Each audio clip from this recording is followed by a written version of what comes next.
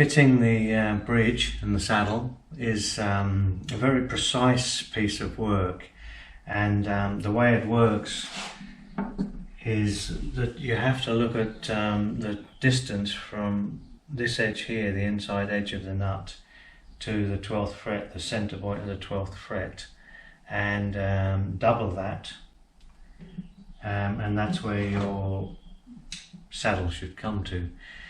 But then as you press the string down, the intonation disappears a bit, so you have to add a very small amount here, maybe 1 millimeter, 1.5 millimeters or so, and that gets the intonation correct. So that's the first measure, is double that plus a little bit, just at the point where it goes over the E string.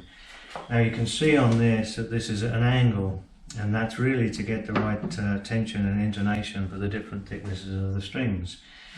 So it's very important that it's correct at this angle too, and that it's in the correct position backwards and forwards. So setting that up is quite a tricky process, and they give you lots of ways if you look at it on the internet, and all of those looked a bit hit and miss to me. I'm sure with a lot of experience it probably works perfectly well. But when you've got no experience or zero experience, and you know that you're going to mark this out and start cutting away the varnish, the lacquer, that this becomes quite a critical thing. So I thought there must be a better way of doing this. What I came up with was this. A nifty piece of cotton is the first thing. So if we were to just, let's say roughly speaking, put this one at about the right distance, which is somewhere there. It's roughly at the right distance.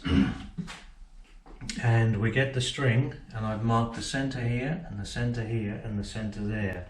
And all I have to do, in simple terms, is to get all of these aligned. So, like so. And we know we're roughly on center. So that's roughly there. Now the next piece of trick is to take this piece of wood, which is going to hold it in place once we've got it correct.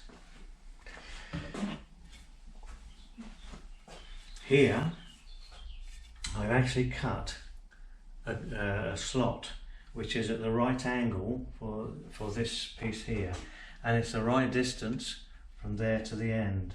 So by taking this and putting it onto there, making sure that that lines up,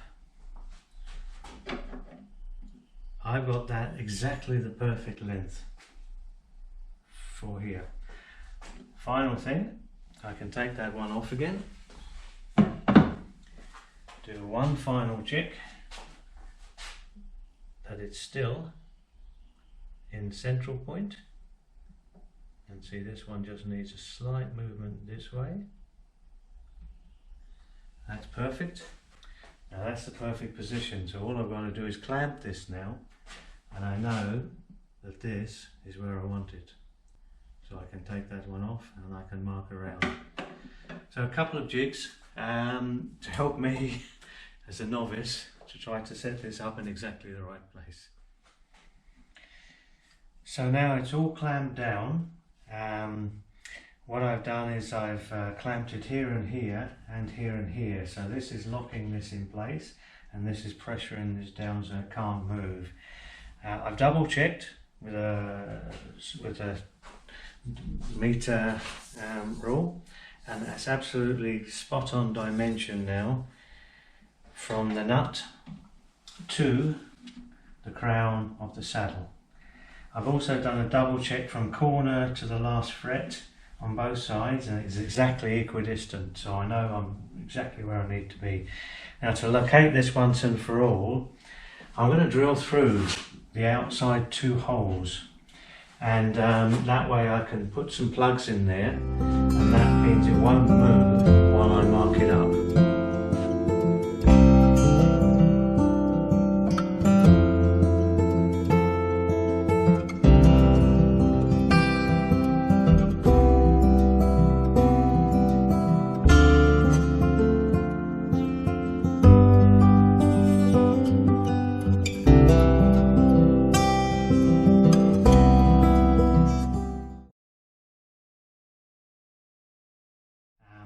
I've got this little dentist pick thing here, which is ideal for scribing a little fine line all the way around the outside. So that's pretty well firm, but I'm still going to hold it and just gently, clearly scratch the line around the outside.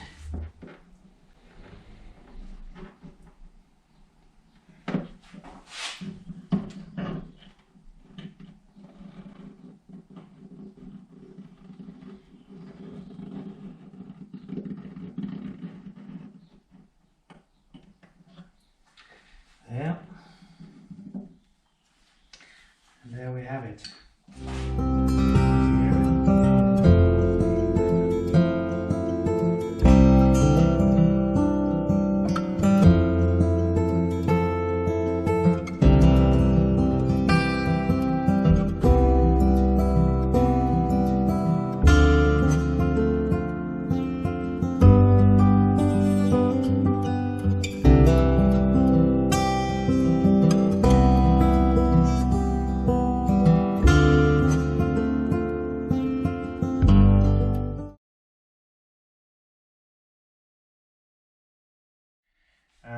Typical, isn't it? Middle of lockdown, coronavirus, and suddenly you realise that you've only got one clamp that's really got a long enough reach to clamp it, and you need three.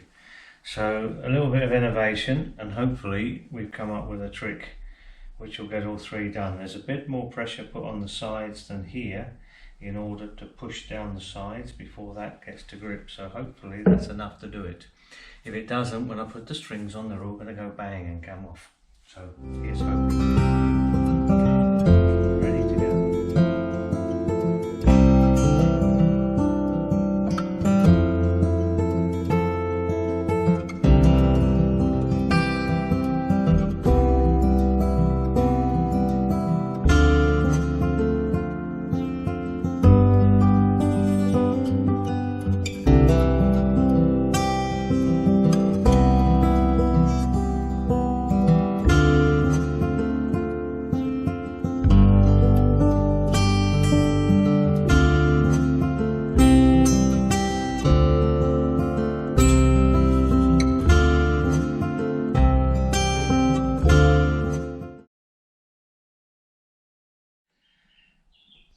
So I've got cork in between the wood and jib, and so that's taking up all the pressure, but I'm putting a lot of pressure onto that, and I'm seeing squeeze out just about all the way around.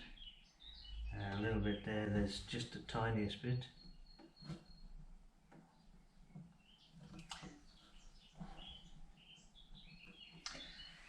I will leave that, and in 10-15 minutes, once the glue started to go off, I'll just clean that off afterwards.